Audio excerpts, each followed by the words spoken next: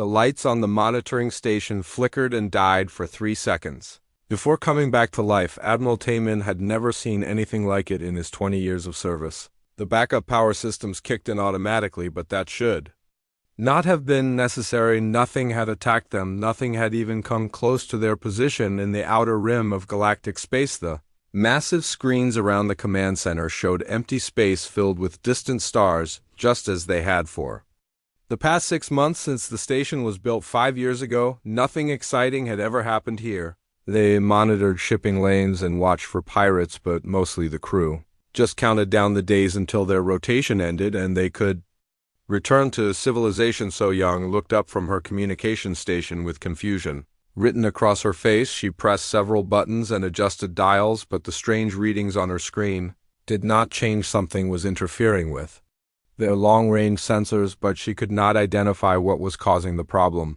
The interference pattern looked almost like a ship, but that was impossible because nothing showed up on their visual scanners. Admiral Taemin walked over to examine her readings more closely. He had seen every type of ship design used by all the major species in the galaxy, but this energy signature matched nothing in their databases. The pattern was too organized to be natural space phenomena, but too strange to be any known technology. The reading suggested something enormous was moving through space nearby, but their optical sensors showed only empty darkness. Jinwoo called out from the tactical station that he was picking up gravitational disturbances consistent with a massive object moving at incredible speed. The readings indicated something at least 3 times larger than the biggest dreadnought in the Galactic Defense Fleet, but that seemed impossible because nothing that large could move so fast without creating energy signatures visible from several star systems away. The gravitational wake suggested the mysterious object was heading directly toward the Forbidden Zone. Admiral Taemin felt his blood turn cold at that realization.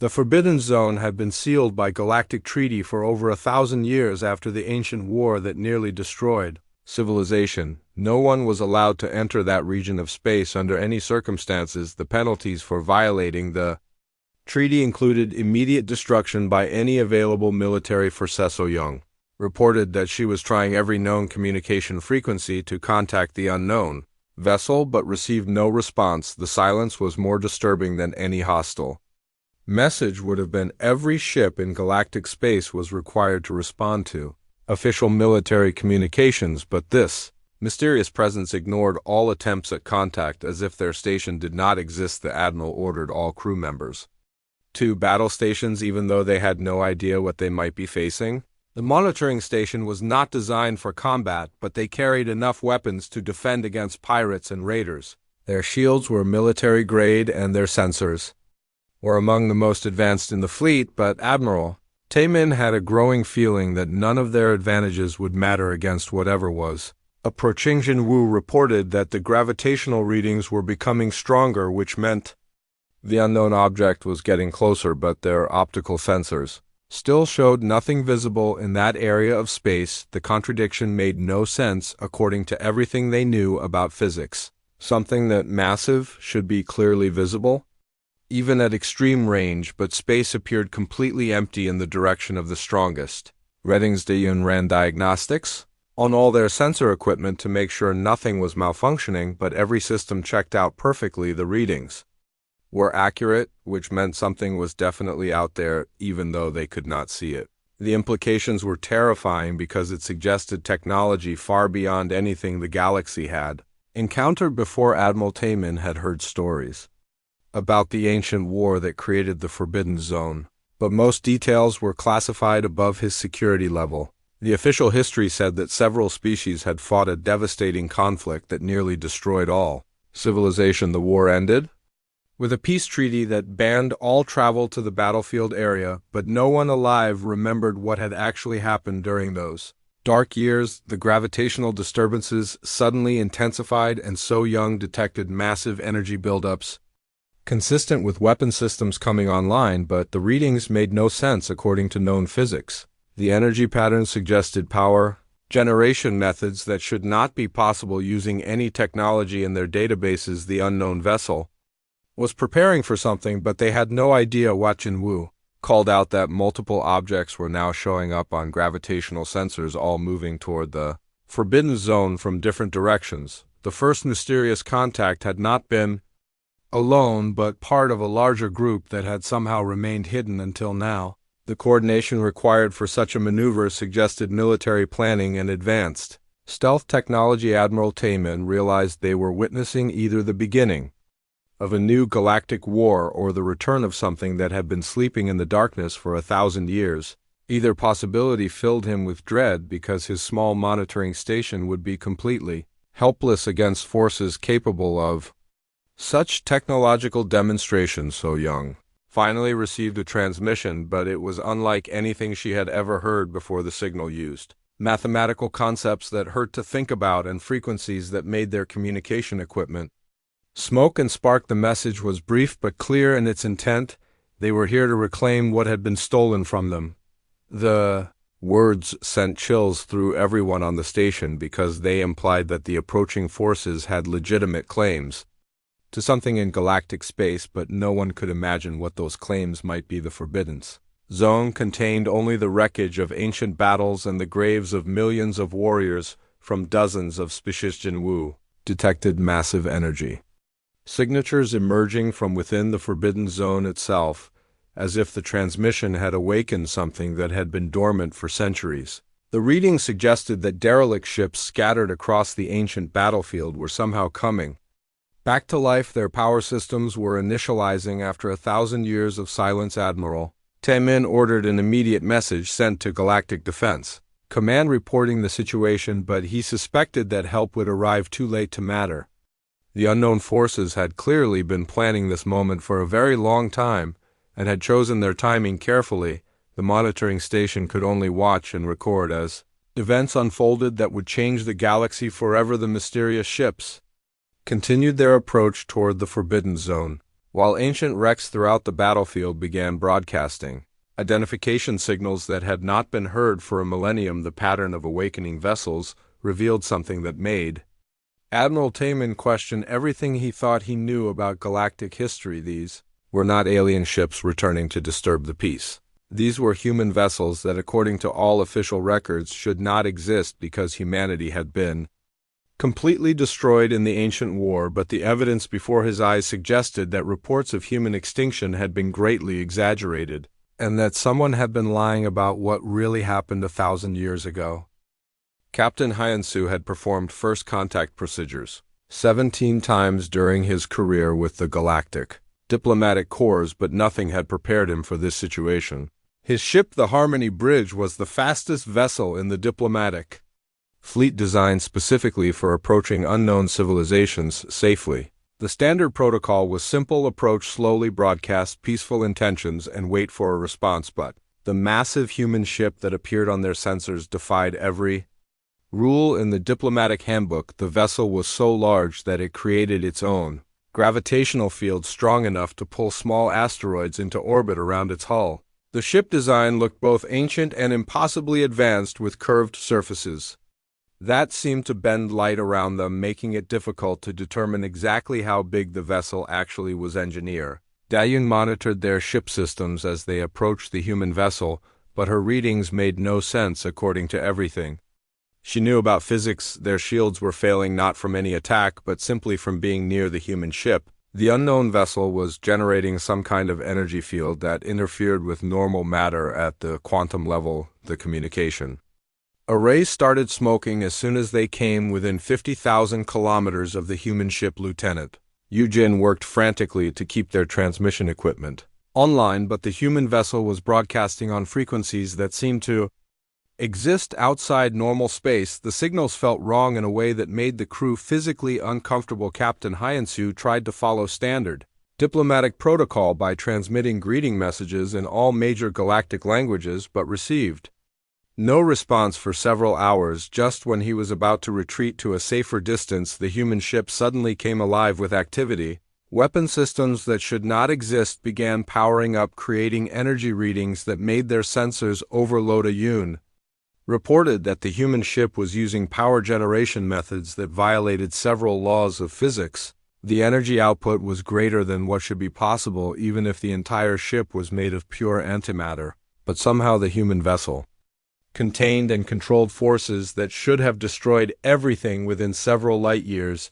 The first direct transmission from the human ship nearly destroyed their communication system. The signal used mathematical concepts that hurt to think about and contained information patterns that made their computer systems crash and restart. The message was simple but terrifying. They were here to reclaim what had been stolen from them, and they wanted to know why their people had been murdered. Lieutenant Yujin spent hours trying to decode the full human transmission using every linguistic analysis program in their database. What she discovered changed everything. The humans were not mysterious aliens from some unknown region of space. They were survivors of a species that had supposedly been completely destroyed in the ancient war over 1,000 years ago. The human message contained historical records and genetic data that proved beyond doubt that humanity had once been part of the galactic community. The records showed that humans had been advanced members of galactic civilization with colonies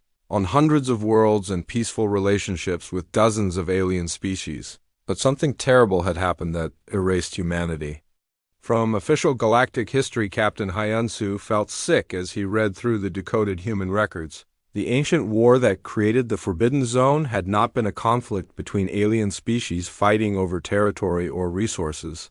It had been a coordinated attack by multiple alien governments working together to eliminate the human species entirely.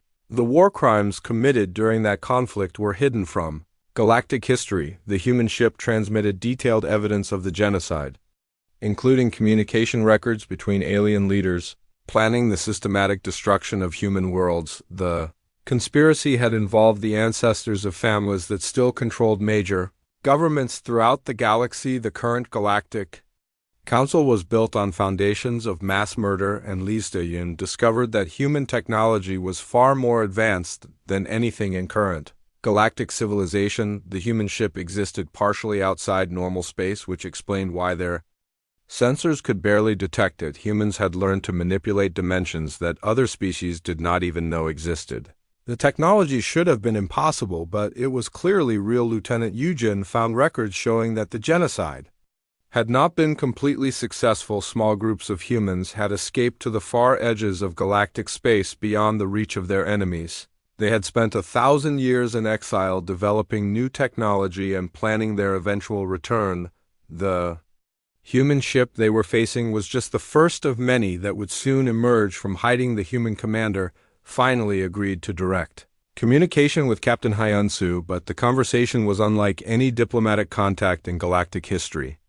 Commander Minho spoke perfect galactic standard, but his words carried the weight of 1,000 years of pain and anger. He wanted to know why the galaxy thought dead humans would stay buried forever. Captain Hyansu tried to explain that current galactic civilization knew nothing about the ancient genocide, but Commander Minho transmitted historical records proving that the same families responsible for human extinction still controlled most major governments. The conspiracy had been passed down through generations, with each new leader sworn to keep the secret of what had really happened. The diplomatic mission had failed before it truly began, because this was not first contact with an unknown species. This was a reckoning with survivors of the worst genocide in galactic history who had returned with technology and weapons developed through a millennium of exile. The humans had not come to negotiate, they had come to settle accounts. Commander Minho ended the conversation with a simple message: the galaxy had 72 hours to begin making amends for the crimes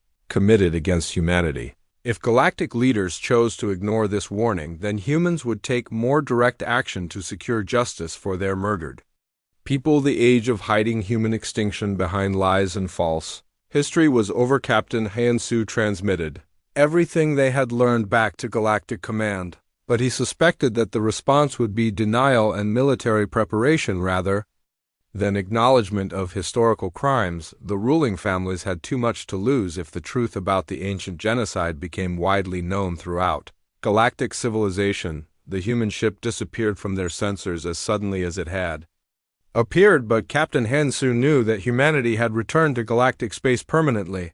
The exile was over, and the survivors wanted answers that most galactic leaders would be unwilling to provide. The next 72 hours would determine whether the galaxy faced a new war or found a way to make peace with the ghosts of its past.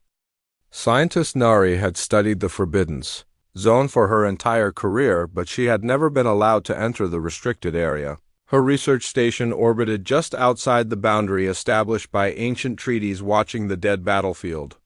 Through long-range sensors, the official records claimed that nothing remained alive in that region of space after the devastating war that ended galactic civilization 1,000 years ago. But when the human warship entered the Forbidden Zone, everything changed. The moment the vessel crossed the boundary line, it began broadcasting powerful signals that penetrated deeper into space than any technology Neri had ever encountered. The signals used frequencies that made her equipment spark and smoke. But somehow her sensors kept working long enough to record what happened next. Ancient human ships scattered across the battlefield began responding to the signals. Nari watched in amazement as derelict vessels that had been dead for a millennium started powering up their engines. The ships had been drifting through space as lifeless hulks for so long that most species considered them part of the natural landscape. But now they were moving again, as if they had only been sleeping. The human ships did not look like anything in current galactic databases. Their hulls were made of materials that seemed to exist in multiple dimensions at once, making them appear solid and transparent at the same time. The design suggested technology far beyond what any species possessed during the ancient war, but somehow these vessels had been hidden in plain sight for centuries. General Wu Jin commanded the Galactic Defense Force from his flagship positioned just outside the Forbidden Zone. His orders were simple: monitor the situation and be prepared to respond with overwhelming force if the unknown vessels attempted to leave the restricted area. But as he watched thousands of human ships awakening across the ancient battlefield, he realized that his entire fleet might not be enough. The human ships moved through space in ways that violated everything General Wu Jin knew about physics. They could phase in and out of normal reality, appearing and disappearing at will. Some ships seemed to exist in several places simultaneously, while others moved faster than light without creating the energy signatures that such travel should produce. Dr. Tae-young analyzed the sensor readings from the human fleet and discovered that their technology operated on principles that galactic science had forgotten or never understood. The human ships did not just travel through space, they existed partially outside normal dimensions, which explained how they had remained hidden for so long and why conventional weapons would be useless against them. The human fleet commander finally broadcast a message to the entire galaxy using transmission methods that bypassed all normal communication networks.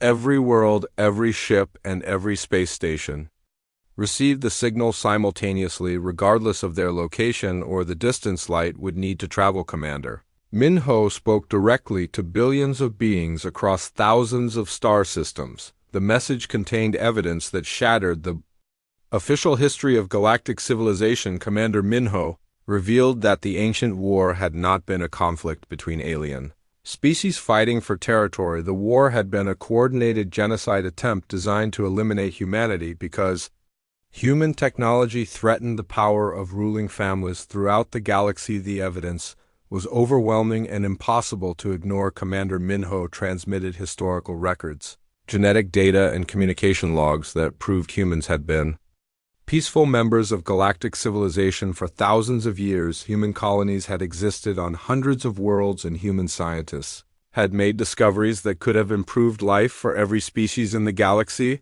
but the ruling families had seen human technology as a threat to their control over galactic civilization. Humans had developed methods for creating unlimited clean energy, healing genetic diseases that affected billions of beings, and terraforming dead worlds in decades instead of centuries. If such technology became widely available, the common people of every species would no longer need to depend on their rulers. Dr. Tae-young studied the human historical records and found evidence of a conspiracy that involved dozens of world leaders working together to eliminate humanity. The genocide had been disguised as a necessary war with propaganda convincing entire species that humans were planning to conquer the galaxy when actually humans were preparing to share their technology. Freely General Wu Jin received reports from across the galaxy as the human evidence spread through communication networks.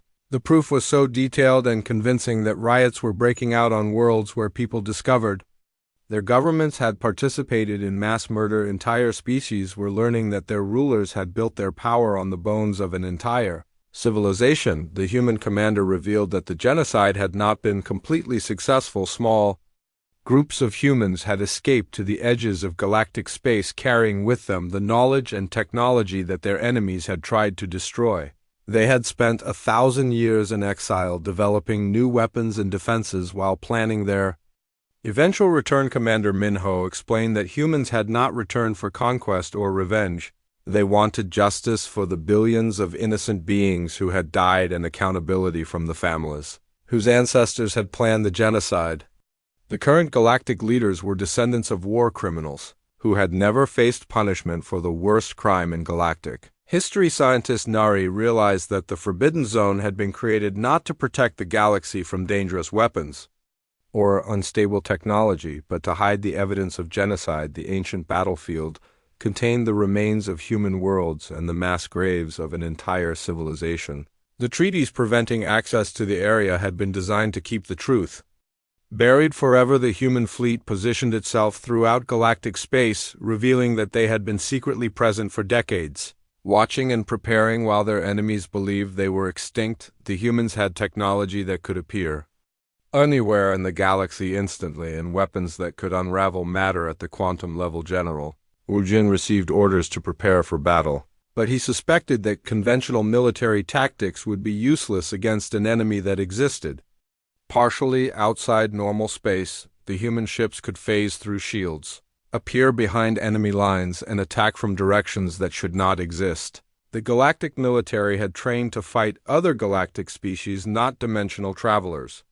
With impossible technology, Commander Minho ended his galaxy-wide broadcast with a simple ultimatum. The ruling families had 72 hours to begin making amends for their crimes against humanity. If they chose to fight instead of acknowledging their guilt, then humans would use their advanced technology to liberate every oppressed world by force. The galaxy would learn that dead humans make very poor victims. Historian Yunji had spent her entire career studying the ancient period of galactic history, but she had always felt that something important was missing from the official records. The documents about the Great War were heavily censored, with entire sections blacked out or missing completely. When she requested access to classified archives, her superiors always denied permission, claiming that some knowledge was too dangerous for public release. But when the human commander began broadcasting historical evidence across the galaxy, Yunji finally understood why the archives had been sealed. The truth about the ancient war was not too dangerous because it might start new conflicts. The truth was dangerous because it revealed that galactic civilization was built on lies and mass murder. The human records showed that humanity had not been destroyed because they were violent or aggressive toward other species. Humans had been eliminated because their technology could have freed every enslaved world in the galaxy. The ruling families could not allow that kind of liberation to spread because it would have ended their power over billions of oppressed beings. Archive footage transmitted by the human fleet showed ancient human cities that were more advanced than anything in current galactic civilization. Human worlds had been clean and peaceful, with technology that provided unlimited energy and resources for everyone. Citizens of every species had been welcome on human worlds, and many aliens had chosen to live permanently in human society. Intelligence Officer Dong Hyan analyzed the human evidence and discovered that ancient humans had developed solutions for almost every problem that still plagued galactic civilization. Human scientists had learned to heal genetic diseases that killed millions of beings every year. Human engineers had created terraforming technology that could turn dead rocks into garden worlds in just a few decades.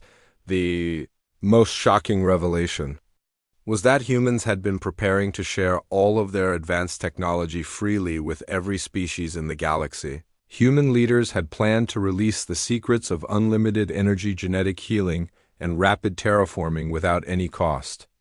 or restrictions, the gift would have transformed galactic civilization overnight. But the ruling families had realized that widespread access to human technology would make their control over other species impossible if every world could generate its own unlimited energy. Then no one would need to buy power from the energy cartels. If every species could heal their own genetic diseases, then no one would pay massive fees to medical corporations. Historian Yunji found evidence that the genocide had been planned years in advance, with coordination between dozens of world leaders who met in secret to discuss the elimination of humanity. The conspiracy required careful timing and massive resources, but the potential rewards justified any crime. The ruling families would divide human territory and technology among themselves, while convincing the galaxy that genocide had been necessary. The propaganda campaign against humanity had been sophisticated and effective. Fake evidence was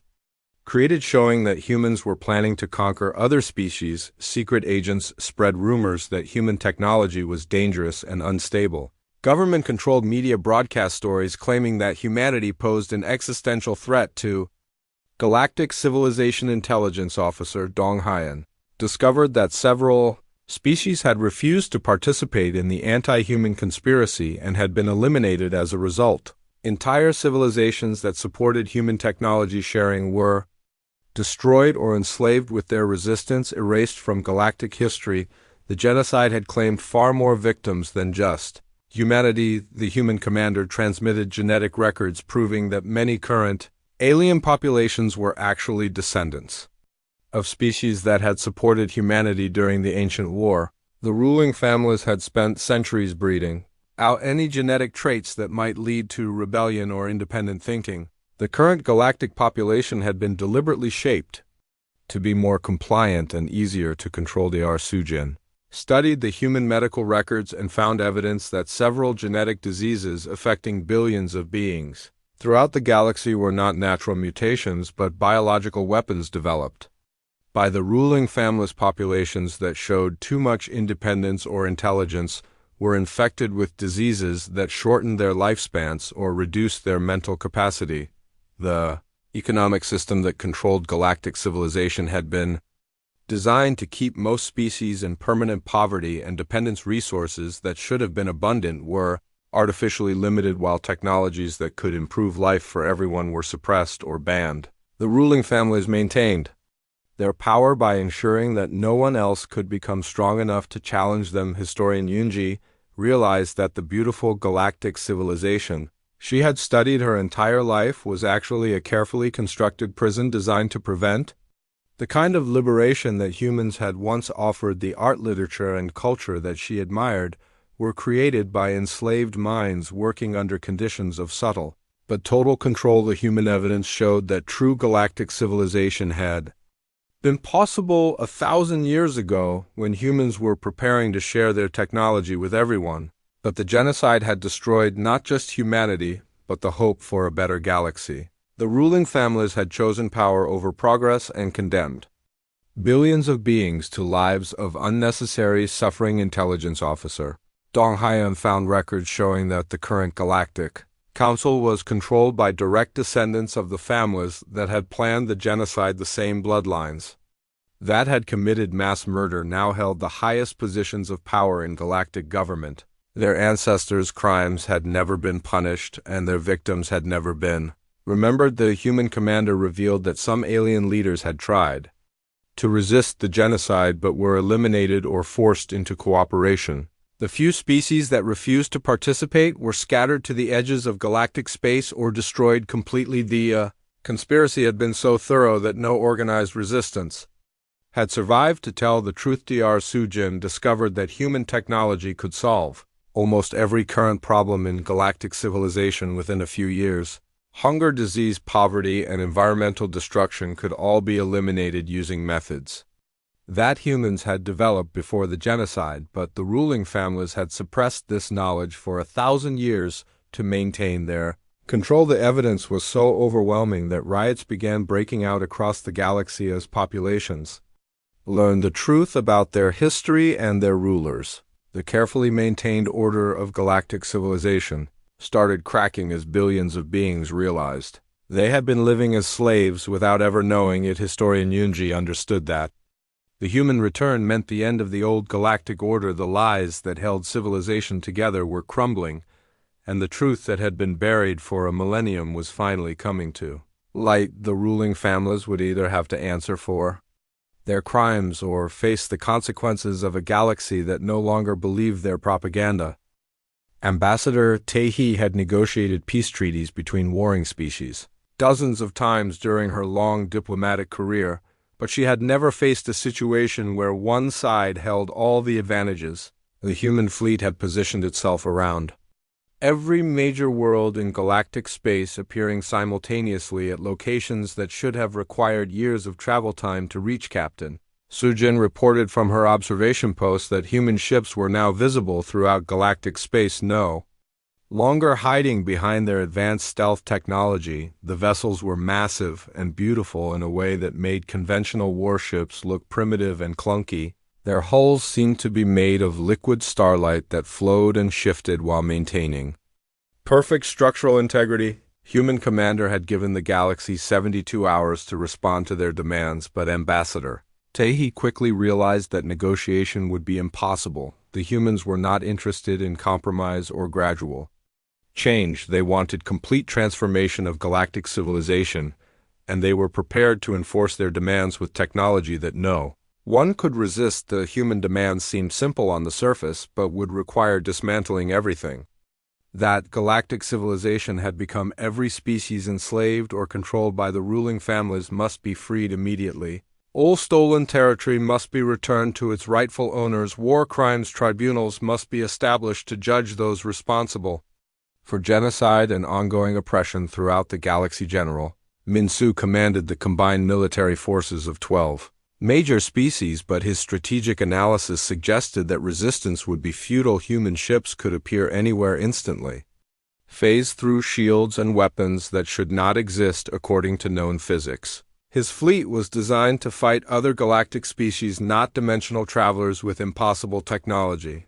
The humans demonstrated their capabilities by simultaneously appearing at every military installation, government center, and industrial facility controlled by the ruling families. But instead of attacking, they simply observed, making it clear that they could strike anywhere at any time. The psychological impact was more effective than any display of destructive power. Dr. Hyungjin studied the human ultimatum and realized that their demands would free billions of beings from conditions they had never recognized as slavery. Most galactic populations lived in poverty and dependence, believing that scarcity and suffering were natural conditions, but human technology could provide abundance and freedom for everyone's species. Throughout the galaxy began responding to the human revelation in different ways.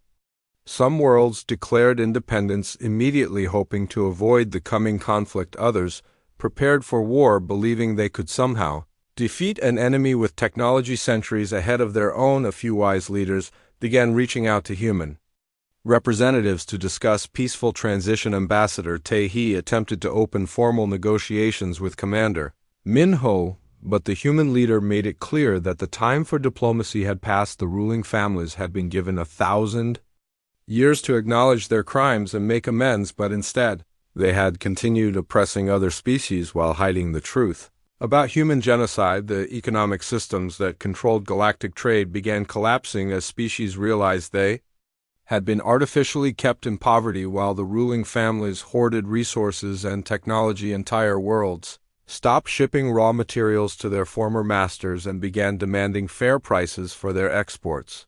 The carefully maintained order of galactic commerce crumbled within days. Captain Sujin reported that human ships were broadcasting technological information directly to oppressed populations, showing them how to build clean energy systems, heal genetic diseases, and terraform dead worlds. The knowledge that had been suppressed for a millennium was spreading faster than governments could contain it. General Minsu received orders to mass his fleets for a coordinated attack on human positions, but his analysis showed that such an assault would be suicide. Human ships existed partially outside normal space, making them nearly impossible to target, while their weapons could apparently unravel matter at the quantum level. The Galactic Council held emergency sessions trying to find some response to the human ultimatum, but the ruling families were divided between those who wanted to fight and those who recognized that their power was already broken.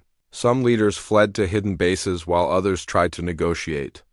Private deals with human representatives. Dr. Hyungjin discovered that human technology included methods for detecting deception and reading genetic memories. The humans could verify every claim about historical events and identify everyone who had participated in crimes against other species. There would be no hiding from justice and no escaping accountability for past actions. Intelligence reports revealed that human agents had been secretly present throughout galactic civilization for decades, gathering evidence and preparing for this moment. They had complete records of every crime committed by the ruling families and detailed knowledge of every hidden base and secret facility. Ambassador Tae-hee realized that the humans had not returned as invaders seeking conquest. They were liberators offering freedom to every oppressed species in the galaxy. The choice was simple: accept human help in building a better civilization or face the consequences of continued resistance to inevitable change. The 72-hour deadline approached, with most worlds still undecided about their response. Some species tried to negotiate partial compliance while others prepared for desperate military action, but Commander Minho made it clear that half measures would not be acceptable. The age of exploitation was ending, whether galactic leaders cooperated or not. Captain Sujin monitored communications throughout the galaxy and reported that populations were rising up against their rulers in hundreds of systems. The truth about human genocide and ongoing oppression had spread beyond the ability of governments to suppress. Billions of beings were demanding freedom and the return of technology that had been denied to them. General Minsu received final orders to launch a coordinated attack against human positions, but many of his subordinate commanders refused to follow instructions that would obviously result in the destruction of their fleets. The military chain of command was breaking down as officers realized they were being ordered to commit suicide. The human commander sent one final message to the galaxy as the ultimatum deadline expired. The ruling families had chosen to ignore the opportunity for peaceful change, so humans would now take direct action to liberate every oppressed world. The transformation of galactic civilization would begin immediately, whether the old order resisted or not. Ambassador Tae-hee understood that she was witnessing the end of one age and the beginning of another. The lies and exploitation that had held galactic civilization together for 1,000 years were crumbling. The humans had returned not for revenge but for justice, and no force in the galaxy could stop them from achieving their goals. Engineer Bo Young had expected the war to last for years when the human ultimatum expired, but instead the conflict ended in exactly 72 hours. Human ships appeared simultaneously at every major military installation, government center, and industrial facility throughout the galaxy. The operation was so perfectly coordinated that resistance became impossible before it could properly begin. The ruling families had prepared for conventional warfare with massive fleets and powerful weapons, but human technology made such preparations useless. Human ships could phase through shields, appear behind enemy lines, and attack from dimensions that should not exist. The few military units that tried to fight were disabled without being destroyed. Their crews left alive, but helpless. Dr. Jin-A watched in amazement as human liberation teams worked alongside local populations to dismantle the control systems that had kept entire species in slavery for generations. The humans did not act as conquerors imposing their will by force. Instead, they shared technology and knowledge while allowing each species to choose their own path to freedom. The advanced human technology spread across the galaxy faster than anyone thought possible. Worlds that had struggled with energy shortages for centuries suddenly had access to clean, unlimited power. Populations suffering from genetic diseases were healed within days, using methods that seemed like magic but were actually advanced science. Captain Wu Jin commanded one of the few military units that had refused to fight against the humans and now found himself working with human engineers to convert weapons of war into tools of construction. The technology used to destroy could also be used to build, and human knowledge showed how to transform military equipment into terraforming devices. The Former ruling families were not executed or enslaved as many expected. Instead, they were simply stripped of their stolen power and forced to live as ordinary citizens in the new galaxy they had helped create. Some adapted to their reduced circumstances and found meaningful lives contributing to society. Others could not accept the loss of their privilege and spent their remaining years bitter and resentful. Engineer Byung-young led mixed teams of humans and aliens working to rebuild galactic civilization on principles of cooperation and freedom instead of exploitation and control. The projects were ambitious and inspiring. Entire dead solar systems were being brought back to life while new worlds were created from raw materials found in asteroid belts and gas clouds. The genetic diseases that had affected billions of beings throughout the galaxy were revealed to be biological weapons created by the ruling families to keep populations weak, and dependent human medical technology could cure these artificial plagues within weeks, but the healing process required cooperation from every affected species. D'Argenais studied the social changes sweeping across galactic civilization and found that the transformation was deeper than just political or economic. Most populations had been conditioned for generations to accept scarcity and suffering as natural. Human liberation showed them that abundance and happiness were possible if people worked together instead of competing for limited resources. Species that had been fighting each other for centuries discovered that their conflicts were artificially created to prevent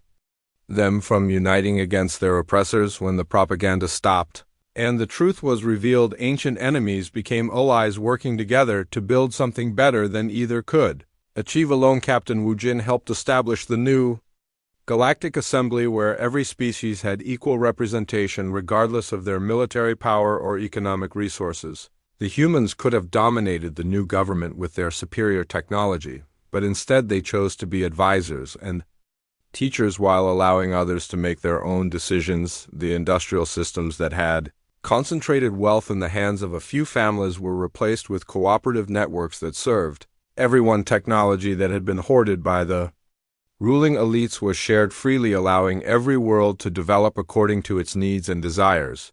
The artificial scarcity that had kept most species in poverty ended almost overnight. Engineer Byung-young discovered that human technology included methods for restoring damaged ecosystems and bringing extinct species back to life. Worlds that had been strip mined or polluted beyond repair were healed and returned to their natural beauty. The galaxy began to bloom again as life spread to places where it had been destroyed by exploitation.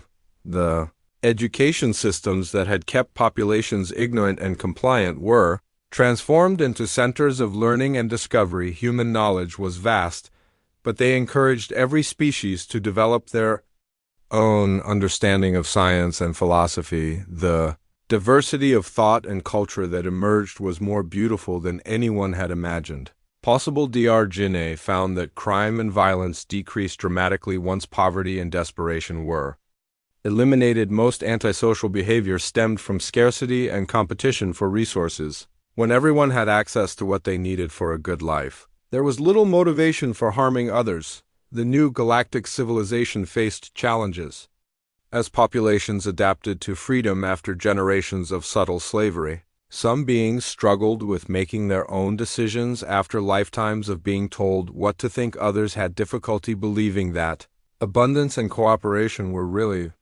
possible, but human patience and wisdom helped guide the transition. Captain Wu Jin worked with former enemies to establish truth and reconciliation committees that investigated historical crimes while focusing on healing rather than punishment.